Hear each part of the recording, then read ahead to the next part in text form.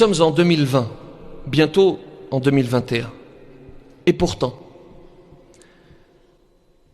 des centaines, des milliers, des dizaines de milliers, des centaines de milliers d'êtres humains sont enfermés dans des camps. Ils sont enfermés par la Chine dans des camps.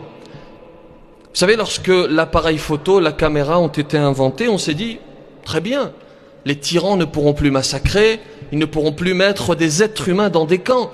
Et pourtant, nous sommes en 2020, presque en 2021, et des centaines de milliers de Ouïghours sont dans des camps.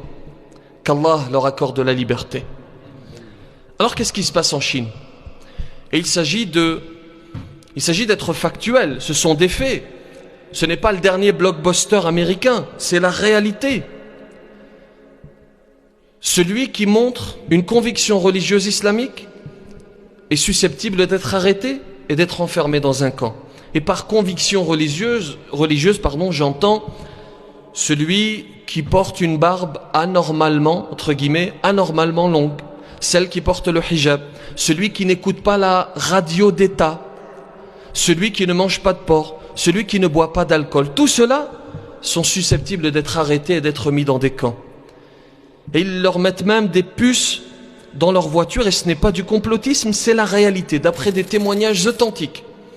Ils leur mettent des puces dans les voitures pour les suivre à la trace. Ils contrôlent leur téléphone en pleine rue. Les Ouïghours sont systématiquement contrôlés par les policiers. C'est à leur téléphone portable qu'ils s'intéressent. Et dans les camps, ils sont torturés. Et dans les camps, ils sont forcés à manger du porc et à boire de l'alcool. Vous entendez? Ils les forcent à manger du porc et à boire de l'alcool. Et d'après des témoignages, d'après des photos satellites, d'après des enquêtes, ils sont plus d'1 million de Ouïghours et de Kazakhs enfermés dans ces camps. Qu'Allah leur accorde la liberté. Des adolescents, des vieillards, des enfants, des femmes enceintes, ils n'ont aucune limite. Alors, c'est bien beau l'indignation, mais il faut agir. Individuellement, nous avons une responsabilité devant Allah subhanahu wa ta'ala. Parce que nous serons jugés sur cela. Il nous dira subhanahu wa ta'ala, qu'est-ce que vous avez fait pour vos frères qui sont enfermés? La première des choses que nous devons de faire, c'est de nous renseigner précisément sur ce qu'il s'y passe. Vous avez beaucoup d'enquêtes, encore une fois, des enquêtes très fouillées qui disent très clairement, photo à l'appui, photo satellite à l'appui, qui montre ce qui s'y passe. Nous renseigner premièrement. Deuxièmement, écrire à nos élus. C'est l'un des moyens, bien entendu. Écrire aux élus pour leur signifier notre vive émotion, pour leur signifier notre vive inquiétude à propos de ce qui s'y passe. Boycotter des produits chinois. Oui, boycottons. Le boycott, ça fonctionne. Toucher à l'économie d'un pays, ça fonctionne. Alors bien entendu, soyons réalistes, soyons pragmatiques. Il ne s'agit pas de tout boycotter. Et ça, ce n'est pas possible parce que la majorité de ce que nous avons est produit en Chine. Mais il s'agit de se mettre d'accord. Il faut réfléchir. Se mettre d'accord sur 1, 2, 3 produits. 3 produits phares. Et que nous allons boycotter. Nous allons nous engager à les boycotter. Parce qu'il ne suffit pas de s'indigner sur les réseaux sociaux et de dire qu'Allah les libère. Et puis d'ouvrir un nouvel onglet pour aller sur AliExpress.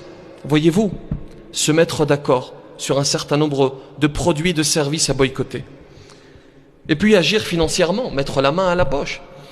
Je me suis intéressé et j'ai cherché l'organisme qu'il était le plus pertinent de soutenir, et j'ai trouvé le Congrès mondial ouïghour, qui représente les intérêts collectifs du peuple ouïghour. Il vous suffit de taper cela sur Internet, Congrès mondial ouïghour, pour faire votre donation, Inch'Allah, et soutenir nos frères. Et puis faire des invocations, c'est notre arme. Elle n'est pas létale, mais elle est si efficace. Levez les mains au ciel et demandez l'aide d'Allah subhanahu wa ta'ala. Et ne pensons pas que notre action est trop petite. Qu'est-ce que je vais faire avec mes petits bras, avec mon don de 5 euros, 10 euros, qu'est-ce que je vais faire? On dit, et je vous le dis souvent, ce sont les petits ruisseaux qui forment les grands fleuves. Qu'Allah subhanahu wa ta'ala soit avec eux, qu'ils retrouvent leur liberté.